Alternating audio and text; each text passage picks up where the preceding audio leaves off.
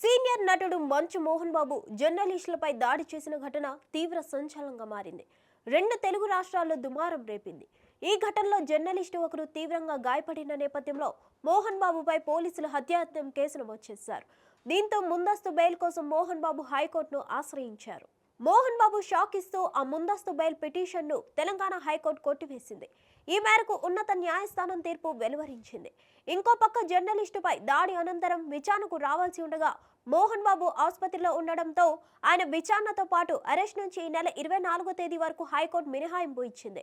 అయితే మోహన్ బాబును హైకోర్టు ఈ నెల 24 వరకు మోహన్ బాబు విచారణ, అరెస్టు వంటి వాటి నుంచి మినహాయింపు ఇచ్చినట్లు చెప్తున్న నేపథ్యంలో ఆ గడువు నేటితో ముగుస్తుంది. మరోపక్క ముందస్తు బెయిల్ కోసం ఆయన న్యాయస్థానాన్ని ఆశ్రయించగా ఇరుపక్షాల వాదనలు విన్న కోర్టు ముందస్తు బెయిల్ పిటిషన్ను కొట్టేసింది. ఇకపోతే మోహన్ బాబును రేపో మాపో పోలీసులు అదుపులోకి తీసుకునే అవకాశం ఉందా అనే చర్చ మొదలైంది.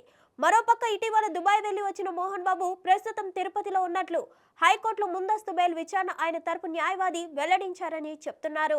ఇంకోవైపు హైకోర్టు ఆదేశానుసారం ముందస్తు బెయిల్పై హైకోర్టు తీర్పు అనంతరం మోహన్ బాబుపై చట్టపరమైన చర్యలు తీసుకుంటామని గతంలోనే పోలీసు ఉన్నతాధికారులు చెప్పారు. ఈ నేపథ్యంలో మోహన్ బాబుపై పోలీసులు తీసుకోబోయే చర్చలపై సర్వత్రా చర్చ జరుగుతుంది. హిట్ టీవీ యాప్ ని డౌన్లోడ్ చేసుకోండి. ఇందులో short news, live news, entertainment movies అన్ని అవైలబుల్ గా ఉన్నాయి. Please download Hit TV app. Hit TV app. Hit TV యాప్ని ఫ్రీగా డౌన్లోడ్ చేసుకోండి.